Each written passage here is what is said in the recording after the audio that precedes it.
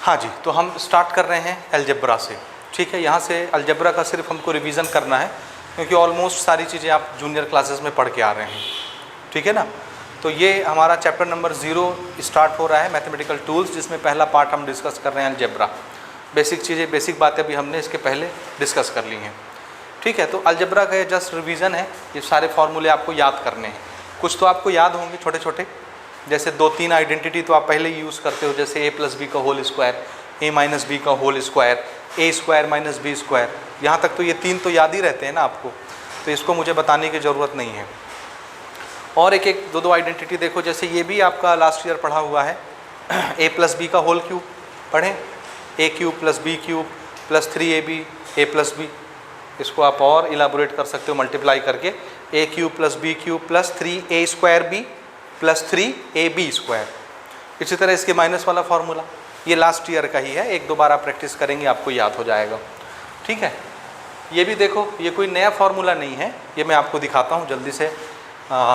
हम ये 2 फार्मूले जानते हैं, a + b का होल स्क्वायर, a - b का होल स्क्वायर, a + b का होल स्क्वायर, a - b का होल स्क्वायर। ये देखो लेफ्ट हैंड साइड में दोनों दिख रहे हैं, दोनों को क्या किया गया है, माइनस। तो इधर माइनस करोगे, इधर भी माइनस करना पड़ेगा। तो देखो a + b का होल स्क्वायर, a - b का होल स्क्वायर, इसको माइनस कर रहे हैं हम ना। इसका फॉर्मूला क्या है, a² + b² + 2ab, और इसका a² + b² - 2ab। दोनों को क्या करना है हमको, माइनस। माइनस में सबके साइन बदल जाते हैं, ये आप जानते हो। इसका साइन भी बदल गया, इसका भी बदल गया, इसका भी बदल गया, है ना। a² प्लस में a² माइनस में कट गया, b² प्लस में b² माइनस में कट गया, 2ab प्लस में 2ab प्लस में कितना ab हो गया, 4ab प्लस में ना। और इधर क्या बचा, a + b का होल स्क्वायर, और ये माइनस a - b का होल स्क्वायर। वही तो लिखा हुआ है ऊपर, समझे कि नहीं समझे। तो जब हम दोनों आइडेंटिटी को सब्ट्रैक्ट करते हैं तो ये बन जाता है, और दोनों को प्लस करेंगे तो क्या बनेगा, प्लस करने से ये कैंसिल हो जाएगा। प्लस करने से तो साइन नहीं बदलता ना, प्लस करने से साइन चेंज होता है क्या, नहीं। इसका प्लस है, इसका माइनस पहले से है, तो ये तो कैंसिल हो जाएगा ऐड करने से। बचेगा क्या, a² + a², कितने a², 2a², b² + b² कितने b², 2। दोनों में 2 2 आया, 2 कॉमन निकाल लिए, दिख रहा है, a² + b² 2 कॉमन निकल गया। दोनों को हमने क्या किया है, ऐड किया है, तो ये फार्मूला बन गया।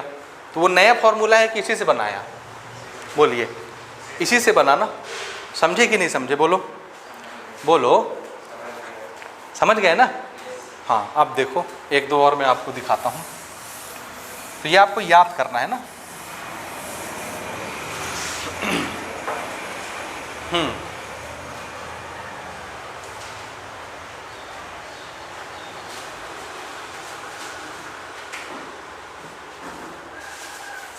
जैसे मुझे सपोज इसका फॉर्मूला लिखना है, a² + b²। क्या फॉर्मूला बनेगा, a² + b²। हम ये जानते हैं a² - b² का फॉर्मूला क्या होता है, a + b a - b। तो a² + b² का फॉर्मूला क्या बनेगा। कोई फॉर्मूला पढ़ा है क्या आपने कभी, ऐसा नहीं पढ़ा है।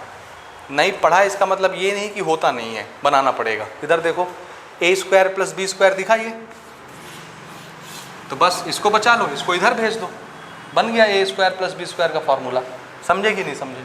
ये चीज़ इधर किस में है, इधर आएगा तो माइनस हो जाएगा। यहाँ क्या है देखो, a + b का होल स्क्वायर, और ये टुकड़ा उधर चला गया तो नेगेटिव हो गया उधर जाके। ये देखो a² + b² का फॉर्मूला तैयार हो गया। इसी तरह से हम यहाँ से भी तो उठा सकते थे a² + b² का फॉर्मूला। तो अब की बार इसको भेज देंगे इधर, ये इधर जाएगा तो निगेटिव है ना, इधर इस पर आया तो पॉजिटिव हो गया। तो फिर अगला फॉर्मूला क्या बन जाएगा इसी का, a² + b² का। अगर मैं a - b के होल स्क्वायर से जवाब देना चाहता हूँ तो यहाँ ये 2ab क्या हो जाएगा, पॉजिटिव। आ रहा है समझिए कि नहीं आया, पक्का। हाँ, एक और क्यूब वाला फॉर्मूला आपको दिखाता हूँ मैं, यहीं पे लिख देता हूँ, अगला नंबर लिख लेना 11। एक और इसमें फॉर्मूला आप लिख सकते हो, a³ + b³ plus c cube, इसका फॉर्मूला। ठीक है, तो इसको आप ऐसे लिखिए, -3abc is equal to a plus b plus c, पता नहीं आपने ये पढ़ा है या नहीं पढ़ा है, into a square plus b square plus c square minus a b minus b c minus c a. पढ़ा है ये फॉर्मूला? थोड़ा सा लंबा है। इसमें से किसी भी चीज़ का फॉर्मूला हम बना सकते हैं इधर उधर चीज़ों को घुमा के, समझे ना? जैसे अगर हम सिर्फ आपसे पूछें कि a cube plus b cube plus c cube कितना होता है, तो आप इसको भी उठा के इस पार ले आना, तो बन जाएगा formula a cube plus b cube plus c cube का। समझ रहे हो ना? तो इस तरह से हम इसमें फॉर्मूले बनाते हैं। तो ये कोई ज़्यादा कठिन काम नहीं है, इजी है। तो ये आप नोट कर लीजिए, इसको आपको याद ही करना पड़ेगा। मेन आइडेंटिटी अगर आप याद रखते हो तो आगे आपको प्रॉब्लम नहीं होगा, बाकी चीज़ें आप डिराइव करके भी बना सकते हो। ठीक, तो ये आप नोट करिए, ये अलजेब्रा के इतने फॉर्मूले हम यूज़ करेंगे, और भी हैं, इसी से हम और घुमा फिरा के बना सकते हैं, लेकिन मैं उसको नोट नहीं कर रहा, इतने काफ़ी हैं। तो ये नोट करें। आगे हम लेते हैं अलजेब्रा में ही दूसरा पार्ट। देखो, अलजेब्रा में ही एक आपने टॉपिक पढ़ रखा है, एक चैप्टर पूरा क्वाड्रेटिक इक्वेशन के नाम से पढ़ा है।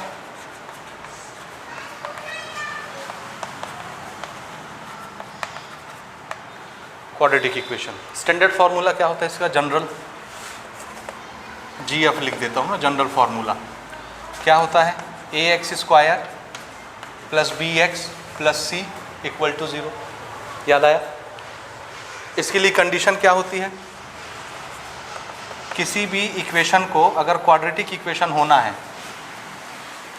तो कंडीशन क्या क्या होती है? नंबर 1 कंडीशन, वेरिएबल का मैक्सिमम पावर कितना होना चाहिए? मैक्सिमम पावर को डिग्री बोलते हैं ना, डिग्री कितना होना चाहिए क्वाड्रेटिक बनने के लिए? 2, कंपलसरी कंडीशन है। उसके अलावा x का जितने जितने वेरिएबल होंगे, जहाँ जहाँ वेरिएबल दिखेंगे, हर वेरिएबल का पावर होल नंबर होना चाहिए डिक्रीजिंग ऑर्डर में। तो इसका पावर कितना दिख रहा है? x का 2, यहाँ x का पावर कितना है? 1, यहाँ x का पावर कितना होगा? 0। किसी भी चीज़ का पावर 0 उसको 1 बना देता है, तो उसको लिखते नहीं है। इसका मतलब ये नहीं कि यहाँ x नहीं है, x का पावर कितना होगा? यहाँ पर 0 होगा। तो देखो 2, 1, 0 ये सब होल नंबर है कि नहीं? तो दूसरी शर्त ये है कि all powers of variable in whole number किस में होने चाहिए? सभी वेरिएबल्स के पावर होल नंबर में ही होना चाहिए। और तीसरी शर्त ये है कि x स्क्वायर का कोफिशिएंट जो होता है, ये नंबर, ये 0 नहीं होना चाहिए, क्योंकि ये 0 हो गया तो ये पूरा खत्म हो जाएगा ना। तो फिर x का मैक्सिमम पावर कितना दिखेगा? 2। तो ये वाली शर्त वैसे ही खत्म हो जाएगी। इसलिए a को अलाउ नहीं है कि ये 0 बने। ये 3 शर्त है क्वाड्रेटिक बनने के लिए। पढ़ा है 10th में आपने? याद आया कि नहीं आया? कोई का आपका रिवीजन भी हो गया। ठीक है, अब फिर से, अगर क्वाड्रेटिक इक्वेशन है तो उसका मैक्सिमम पावर कितना होगा? बोलो, कितना होगा मैक्सिमम पावर? 2। मैंने आपको बताया है जूनियर क्लासेस में कि किसी इक्वेशन का जितना मैक्सिमम पावर होता है, यानी जितनी डिग्री होती है, उतने ही उसके वैल्यू निकल के आते हैं। x की क्या ठो वैल्यू निकलेगी? यहाँ से 2 ठो। मैक्सिमम कितनी? 2 वैल्यू। अगर x का मैक्सिमम पावर 3 होता तो x की क्या ठो आंसर आती? क्या ठो वैल्यू निकलती है x की? 3 ठो। x का मैक्सिमम पावर 4 होता तो x की कितनी वैल्यू आती? 4 आती। यहाँ पर x का मैक्सिमम पावर कितना है? 2 है, तो x की वैल्यू क्या ठो निकल के आएंगी? 2 ठो निकल के आएंगी। जो x की वैल्यू निकल के आती है उसको हम बोलते हैं रूट्स ऑफ क्वाड्रेटिक इक्वेशन। याद है क्या बोलते हैं? जिसको पॉलिनोमियल में आप लोग बोलते हो जीरोस ऑफ द पॉलिनोमियल। याद आया? उसी को क्वाड्रेटिक इक्वेशन में क्या बोलते हैं? Roots of quadratic equation. Roots of quadratic equation यानी x की वैल्यू, तो 2 ठो वैल्यू निकलेंगी और दोनों में से एक को हम अल्फ़ा मान लेंगे और एक को बीटा। याद आया? एक को अल्फ़ा और एक को बीटा, ऐसे। ये ठीक है। और आपको याद होगा तो क्वाड्रेटिक इक्वेशन को सॉल्व करने के हमने 3 मेथड डिस्कस किए थे लास्ट ईयर, है याद? पहला मेथड क्या था? Middle term split, splitting the middle term. याद आया? बोलते जाओ। Splitting the middle term. दूसरा कौन सा मेथड होता है इसको सॉल्व करने का? है याद? एक तो मिडिल टर्म स्प्लिट करके बना सकते हैं, दूसरा कंप्लीटिंग स्क्वायर मेथड। नहीं याद है? आ रहा है याद कि भूल बैठे हो सब?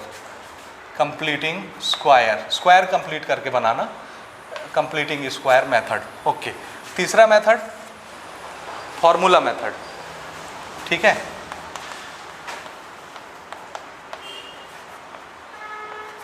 तो ये और ये तो आपको आना ही चाहिए, समझे?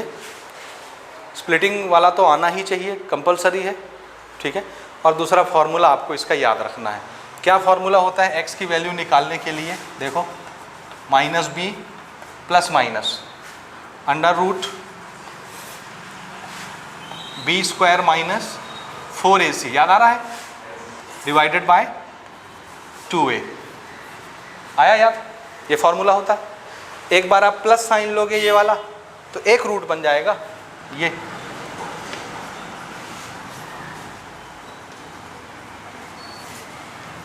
ठीक है, और एक बार ये माइनस साइन लोगे तो दूसरा रूट बन जाएगा, दूसरी वाली वैल्यू।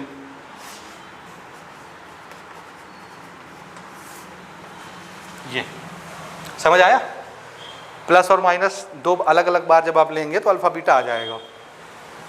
ठीक है ना? बोलो, कोई डाउट यहाँ तक? पक्का? अच्छा, मुझे थोड़ी सी ये बताओ कि रूट के अंदर ये जो चीज़ लिखी होती है ये क्या कहलाती है? B square minus 4ac, discriminant. Very good, याद है? और इसका काम क्या होता है, क्या बताना? डिस्क्रिमिनेंट का क्या काम होता है?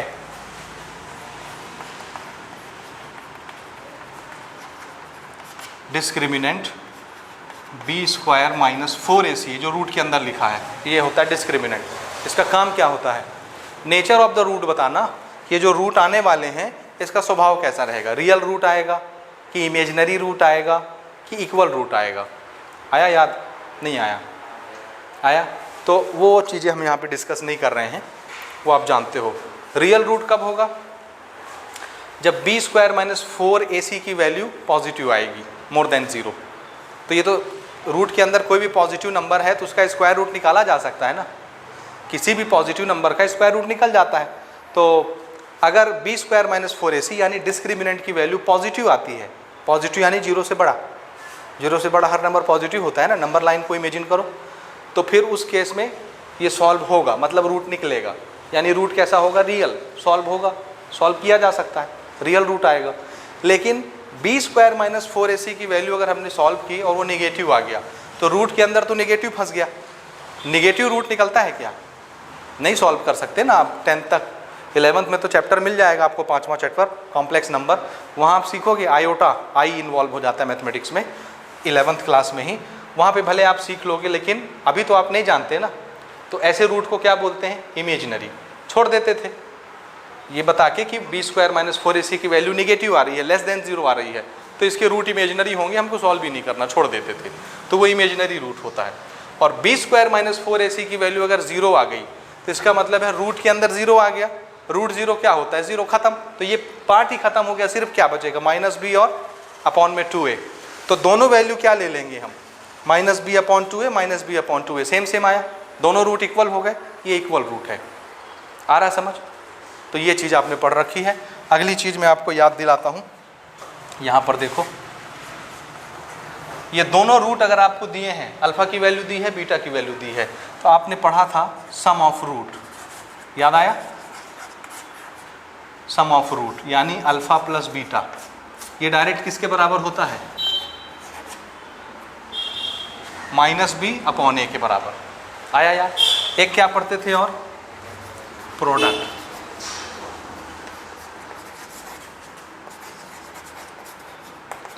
ये किसके बराबर होता है? Alpha into beta, product c upon a. Direct हम सी अपॉन ए करके प्रोडक्ट ऑफ रूट निकाल सकते हैं, डायरेक्ट माइनस बी अपॉन ए करके दोनों रूट का सम निकाल सकते हैं, उसके लिए अल्फा बीटा की ज़रूरत नहीं पड़ती। ठीक है ना? यानी इसको सॉल्व, इक्वेशन को सॉल्व करने की ज़रूरत नहीं पड़ती। तो ये रहा आपका क्वाड्रेटिक इक्वेशन, समझे। अगर मैं एक क्वेश्चन आपको देता हूँ तो आप मुझे सॉल्व करके बताएंगे। क्वेश्चन लिखो एक quadratic equation, 6x square minus 13x plus 6 equal to 0। इसको थोड़ा सॉल्व करो और मुझे बताओ। ये सारी चीज़ें नोट करो, मैं इसको रब करता हूँ और वो क्वेश्चन सॉल्व करेंगे हम।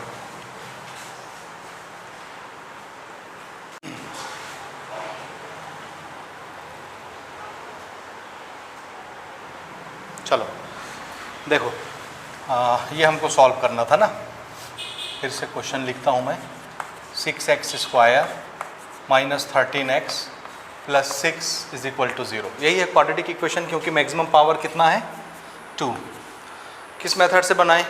फार्मूला अगर याद हो जाए तो फार्मूला मेथड से तो कोई भी क्वेश्चन बन सकता है, उसी से बना लेते हैं। तो फार्मूला मेथड के लिए सबसे पहले आपको ए बी सी की वैल्यू आनी है।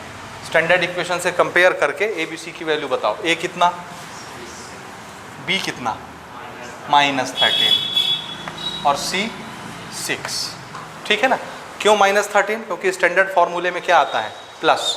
तो जो साइन दिखेगा उस साइन के साथ ही आप ए बी सी लिख लेंगे।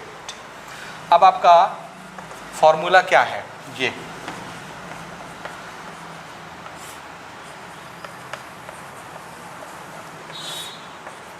ठीक, वैल्यू पुट करते हैं। ये फार्मूले का माइनस, और बी कितना रखना है हमको, माइनस 13, ये साइन के साथ। ये माइनस किसका है, फार्मूले का, और बी की वैल्यू ये पूरी की पूरी माइनस। उसके बाद plus minus under square under root, b again minus 13 का स्क्वायर माइनस 4 इंटू ए कितना है 6, और सी कितना है, ये भी 6 divided by 2 into A, 2 into 6। ये तो पॉजिटिव हो गया, माइनस माइनस प्लस होता है, ये प्लस माइनस 13 का स्क्वायर। देखो नेगेटिव का स्क्वायर क्या हो जाएगा, पॉजिटिव होता है ना, माइनस का स्क्वायर कर दिए तो पॉजिटिव हो गया। 13 का स्क्वायर 169 माइनस 6 6 जा 36, और 36 इंटू 4 कर लो,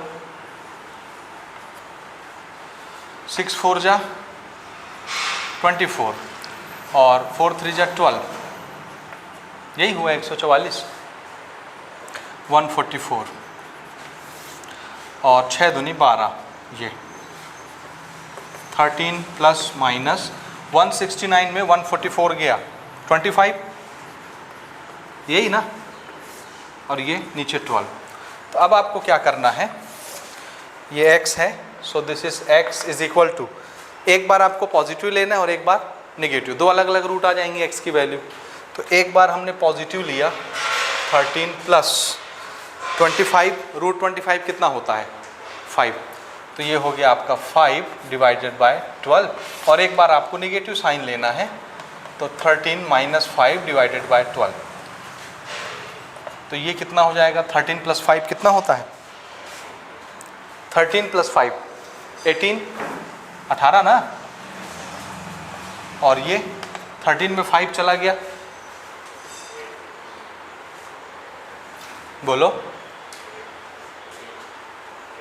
8 अपॉन 12। ये कटता है तो कटा दीजिए इसको, 6 से कट रहा है, देखो 6 3 जा 18, 6 2 जा 12, 3 अपॉन 2, और ये 4 से कट जाएगा, 4 2 जा 8 और 4 3 जा 12, 2 अपॉन 3, ये आंसर आ गया। समझ रहे, इस तरह से आप सॉल्व कर सकते हो, इनको रख के भी आप वैल्यूज वेरीफाई कर सकते हो, चेक कर सकते हो, कोई प्रॉब्लम नहीं। तो ये आप नोट कर लीजिए। तो मेरे ख्याल से क्वाड्रेटिक इक्वेशन आपने अच्छा खासा प्रैक्टिस किया है क्लास 10th में, तो फर्दर इसमें हम कोई क्वेश्चन प्रैक्टिस नहीं कर रहे हैं, आपसे ये बन जाएगा। ठीक है, थोड़ा सा 10th का आप रिवाइज कर लीजिएगा। इसके बाद हमको जो टॉपिक पढ़ना है वो ज़्यादा इंपॉर्टेंट है, ठीक है, and that is binomial theorem. ठीक है, तो उस पर हम आते हैं। ये आप, हाँ जी, क्वाड्रेटिक इक्वेशन के बाद ये तो एक वेरिएबल का हमने इक्वेशन बनाया ना क्वाड्रेटिक में, जिसमें आप x की वैल्यू निकालते हो, जिसको अपन रूट बोलते हैं, अल्फ़ा बीटा। ठीक है, दो वेरिएबल आ गया, लीनियर इक्वेशन सेम, यानी 1 पावर वाला, दोनों वेरिएबल का पावर 1 होगा, 2 ठो वेरिएबल होंगे, लीनियर इक्वेशन, तो फिर उसका सॉल्यूशन कैसे करोगे। जस्ट 2 मिनट इसके लिए क्विक रिवाइज करते हैं, फॉर्मूला लिखते हैं, और मेन हमको जो टॉपिक पढ़ना है बाइनोमियल, उस पर हम आते हैं अभी ना। तो अगर लीनियर इक्वेशन वाला टॉपिक आपको मिला, शॉर्टकट में मैं यहाँ लिख देता हूँ, linear equation in 1 variable, shortcut में, ठीक है। इसका स्टैंडर्ड फार्मूला भी तुम लोग जानते हो, जैसे a1 x1 ऐसे ही था, b1 y देखते हैं चलो, plus c1 is equal to 0, ऐसे होता था ना, x और y, x1 y1 तो नहीं होता था। फिर ये a2x b2y plus c2 equal to 0, याद आया इस फॉर्मेट का इक्वेशन।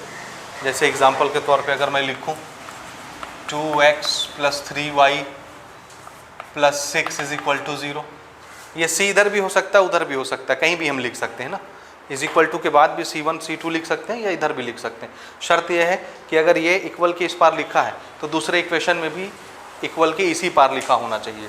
इसको अगर इक्वल के उस पार लिखे हो तो सेकंड इक्वेशन में भी ये c जो है कांस्टेंट टर्म उसी तरफ लिखा होना चाहिए, सेम साइड होने चाहिए दोनों इक्वेशन में, इधर लिखो या उधर लिखो। याद आया ये? ऐसा पढ़ा आपने 10th में, लीनियर इक्वेशन इन 2 वेरिएबल्स, ठीक है। तो इसमें x1 y1 तो होता नहीं, तो इसको हम xy लिखते हैं। ये कोफिशिएंट है, x का कोफिशिएंट पहले इक्वेशन में a1, y का कोफिशिएंट पहले इक्वेशन में b1, this is constant term c1 पहले इक्वेशन का। इसी तरह से x का कोफिशिएंट a2 दूसरे इक्वेशन में, y का कोफिशिएंट है b2 दूसरे इक्वेशन में, और ये कांस्टेंट टर्म है, ठीक है। तो इसको सॉल्व करने के कितने मेथड जानते हो?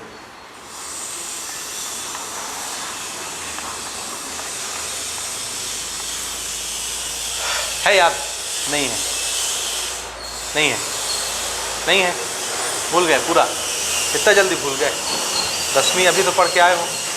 देखो पहला मेथड इधर लिख रहा हूँ ना, पहला मेथड एलिमिनेशन, याद आया?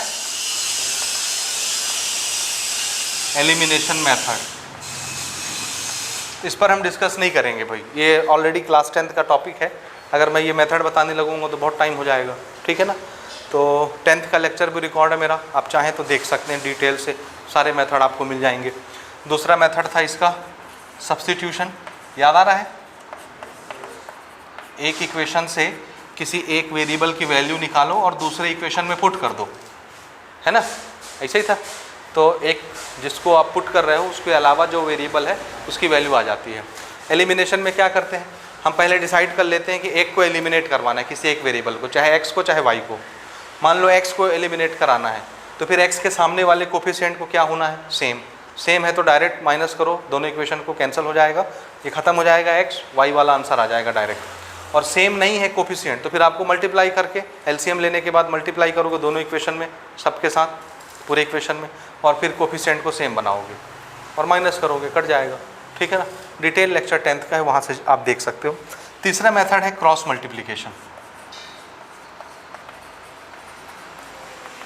किसी बोर्ड में क्रॉस मल्टीप्लिकेशन का मेथड नहीं रहता है ना।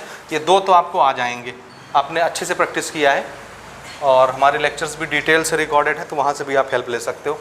क्रॉस मल्टीप्लिकेशन जिनके टॉपिक में नहीं है जिस बोर्ड में, उसके लिए मैं आपको यहाँ पे फॉर्मूला एक लिखा देता हूँ क्रॉस मल्टीप्लिकेशन के लिए। बहुत आसान है, ये आपको लिखना है x के नीचे, फिर लिखना है y के नीचे, बहुत इजी है, और फिर लिखना है -1 के नीचे, ठीक है। सभी इक्वल में है ना, किसी भी 2 को कंपेयर करोगे तो x y की वैल्यू आ जाएगी डायरेक्ट। यहाँ पे आपको लिखना है, देखो BC, यहाँ भी आपको लिखना है BC, ठीक है। उसके बाद आपको लिखना है CA, यहाँ भी लिखना है CA, और यहाँ लिखना है आपको AB, और यहाँ लिखना है AB, ठीक है। समझे? समझे कि नहीं समझे? ठीक है। यहाँ माइनस का साइन ये, और यहाँ नंबरिंग दे देंगे क्योंकि इसमें A1 B1 A2 B2 होता है, C1 C2। तो यहाँ नंबरिंग देखिए 1 2 2 1 1 2 2 1, यहाँ 1 2 और यहाँ 2 1, बन गया फॉर्मूला। ठीक है, जो भी इक्वेशन रहेगा, जैसे इस तरह का इक्वेशन है, इस इक्वेशन को स्टैंडर्ड इक्वेशन से कंपेयर करके A1 B1 C1 A2 B2 C2 निकाल लोगे, बन जाएगा ना A1 B1। जैसे उसमें A1 की वैल्यू कितनी है 2, A2 की वैल्यू कितनी है 3, दिख रहा है ना। C2 की वैल्यू कितनी है C2, 2 सेकंड इक्वेशन के लिए है, 1 पहले इक्वेशन के लिए लगा होता है, निकाल सकते हो ना। तो A1 B1 C1 A2 B2 C2 निकल गया। अब बस खाली इसको याद करके पुट कर देना है। ये भी याद करना कोई पहाड़ का काम नहीं है, मैंने आपको अभी बताया टेक्निक कैसे लिखना है। 2 बार आप लिखोगे तो आपसे बनने लग जाएगा, ये समझ आया। अब क्या करना है, देखो ये वाला फ्रैक्शन, ये वाला फ्रैक्शन, ये वाला फ्रैक्शन सब आपस में इक्वल होते हैं, इक्वल है ना। अगर मुझे x की वैल्यू निकालनी है तो इसको और इसको बीच में इक्वल साइन, दोनों उठा के रख लिए, इक्वल साइन है, तो ये पूरी चीज़ उधर मल्टीप्लाई कर दीजिए, ऊपर क्रॉस मल्टीप्लाई हो जाएगा -1 से, तो ये आ जाएगा ऊपर, माइनस साइन लगा रहेगा सामने, और ये नीचे। सॉल्व कर दीजिए, सब तो नंबर है, A1 A2 B1 B2 C1 C2 आ जाएगा ना, डिवाइड करने से x की वैल्यू आ जाएगी। फिर आप इन दोनों को कंपेयर करोगे, y आ जाएगा, एकदम ईजी।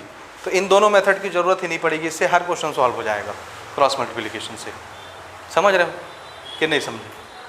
ठीक है, तो ये आप थोड़ा सा चेक करेंगे। इस पर हम यहाँ पर इसको आगे नहीं बढ़ा रहा ना मैं अब मेन टॉपिक की तरफ चलता हूँ, बाइनोमियल थ्योरम। इसको आप नोट करो पॉज करके। ठीक है, इसको सुधार लिए, +1 कर लोगे। ठीक है, हाँ, अगर मैं इसको देखो -1 मैंने लिखा था, +1 कर लीजिएगा ना। ओके, अगर मैं इसको ऐसे लिखता 2 1 1 2 2 1 1 2 2 1 1 2, तो फिर यहाँ नेगेटिव लगा लेते हैं हम। ठीक है ना, अगर आप इस तरह से याद रखते हैं तो उसको +1 याद रखिए। ठीक है, हो गया ये।